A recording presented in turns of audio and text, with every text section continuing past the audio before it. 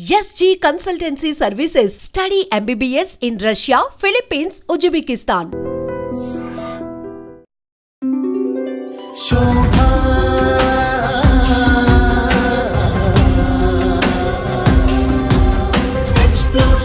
I explore only the truth, the two for you all.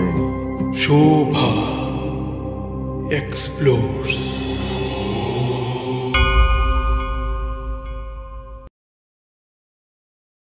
జై శ్రీమన్నారాయణ స్వామి. ఈ పాద పద్మాలకు నమస్కారాలు తెలుపుకుంటూ అనేక దాసోహాలు సమర్పించుకుంటూ ఈ కార్యక్రమాన్ని ప్రారంభిస్తాను స్వామి. జై శ్రీమన్నారాయణమ్మ. నేను ఇంతవరకు ఇటువంటి కార్యక్రమం ఎప్పుడూ చేయలేదు స్వామి. తొలిసారిగా ఇటువంటి కార్యక్రమం తలపెట్టాము. అయితే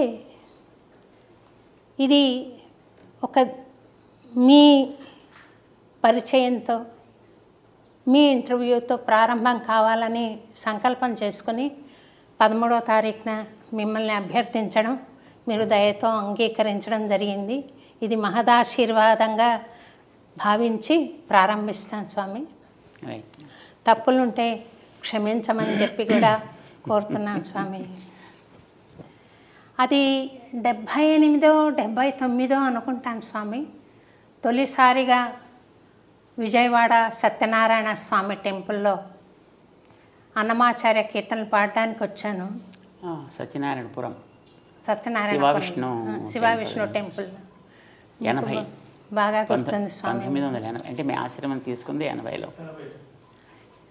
అక్కడ మీరు త్రిదండం పట్టుకుని ఊర్ధ్వ పుండ్రాలతో సుందర దరహాసంతో ఒక యోగిరాజు కూర్చున్నారు వేదిక మీద అని దివ్యమైన ప్రకాశం వెదజిల్లుతూ కూర్చున్నారు. ఈ మహాపురుషుడి ఆశీర్వాదం తీసుకోవాలి అన్న ఆలోచన నాకు కలిగింది. వయస్సులో సరిసమానమైన స్వామి, మీ పట్ల నాకు ఒక పితృభావన, గురుభావన ఉన్నాయి స్వామి. అలా అనిపించింది నాకు ఆ రోజు చూసినప్పుడు.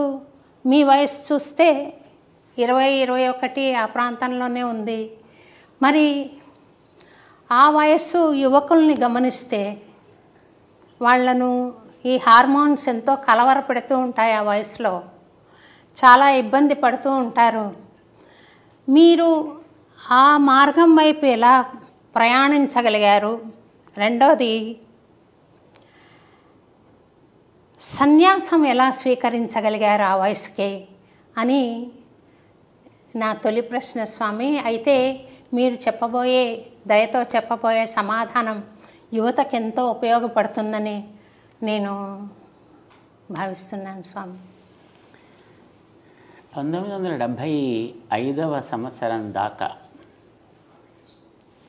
మేము చదువుకునేటువంటి రోజుల్లో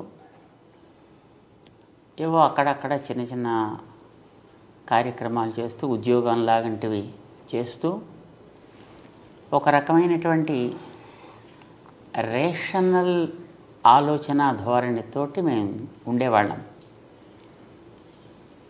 అంటే చుట్టూ ఉండేటువంటి మిత్ర వర్గం కూడా అదే రకమైనటువంటి ఆలోచన ధోరణి కలిగినది కావడం చేత మాకు కూడా అనేక విషయాల్లో రకరకాల సందేహాలు, సాధారణంగా యువతకి ఉండేటటువంటి ప్రవృత్తి మాలో కూడా అలానే ఉండేది. దేని గురించైనా ఒక రీజనింగ్ కావాలి, ఆ రీజనింగ్ ఉంటేనే దాన్ని మనం అంగీకరించాలి, లేకపోతే అంగీకరించకూడదు అనేటటువంటి ఒక భావన ధోరణి ఉంటూ ఉండేది. 1975వ సంవత్సరంలో కొన్ని కారణాల చేత మేము మా పెద్దజీయర్ స్వామి వారి యొక్క కార్యక్రమానికి వెళ్ళవలసి వచ్చింది. వారు ఇప్పుడు కాకినాడ నగరంలో ఉన్నారు, యజ్ఞ కార్యక్రమాలు చేస్తున్నారు. వారికి ఏదో కొన్ని వస్తువులు అవసరమైతే మమ్మల్ని అక్కడికి పంపించారు, ఎవరు లేకపోవడం చేత. మాకు నిజానికి అట్లాంటి వాటిల్లో పెద్దగా ప్రవేశం ఉండేది కాదు. అలాంటి వాటి వైపు కూడా మేము ఎప్పుడు వెళ్ళేవాళ్ళం కాదు. కానీ అప్పుడు అవసరాన్ని బట్టి మమ్మల్ని పంపించడం చేత మేము వాటి పక్కకి వెళ్ళవలసి వచ్చింది. పెద్ద స్వామివారి యొక్క దృష్టి మా మీద 75వ సంవత్సరపు భోగి నాడు తెల్లవారుజామున 4:30-5 గంటల మధ్య వారి యొక్క చూపు మా మీద పడింది. అది సాత్విక సమయం అంటారు దాన్ని. దినం మంచి దినం, సమయం చాలా సాత్వికమైనటువంటి సమయం. మహానుభావులైనటువంటి ఆచార్యుల యొక్క చూపు మా మీద పడ్డ వేళ విశేషం అయి ఉంటుంది. ఆ మర్నాడు వారు రాజమహేంద్రికి రావడం జరిగింది. రాజమండ్రిలో వారు ఉదయపు తీర్థగోష్ఠి జరిగే సందర్భంలో మాకు ఒక స్టెనోగ్రాఫర్ కావాలి అని అడిగారు. మేము అప్పటికి దాన్ని నేర్చుకుని ఉన్నాం. షార్ట్ హ్యాండ్, టైపు 2 నేర్చుకుని ఉన్నాం అన్నమాట. సరే, వారికి పెద్ద బస్సు ఉంది, బస్సులో వాడు యాత్రలు చేస్తుంటారు. మాకు తిరగడం అంటే చిన్నప్పటి నుంచి సరదా. మాకు దేవుడు, పూజలు, ఆరాధనలు ఇలాంటి వాటితోటి మాకేమీ పెద్ద పరిచయం లేకపోయినా సరే, పెద్ద బస్సు ఉంది, తిరుగుతుంటారు ఎప్పుడూను. కనుక మనకి వీరితో పాటు ఉన్నట్టయితే మనం కూడా హాయిగా అన్నీ తిరగచ్చు, చూడవచ్చు అనే కోరికతోటి వారు అడిగినటువంటి ఆ స్టెనోగ్రఫీ మాకు వచ్చును, మీరు కావాలంటే నేను ఆ బాధ్యతను తీసుకుంటాను అని వారిని అడగడం జరిగింది. ఆ సందర్భంలో వారు కొంచెం ఆలోచించి, అయితే మీ అమ్మగారి పర్మిషన్ తీసుకుని రావాలి అని చెప్పారు. అమ్మగారిని అడిగాం మేము.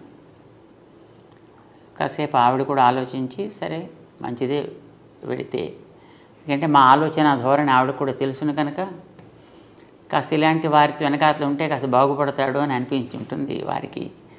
సో మమ్మల్ని వెళ్ళడానికి వారు అంగీకరించారు. 75 సంక్రాంతి నాడు స్వామివారితో కలిసి మేము బయలుదేరాం.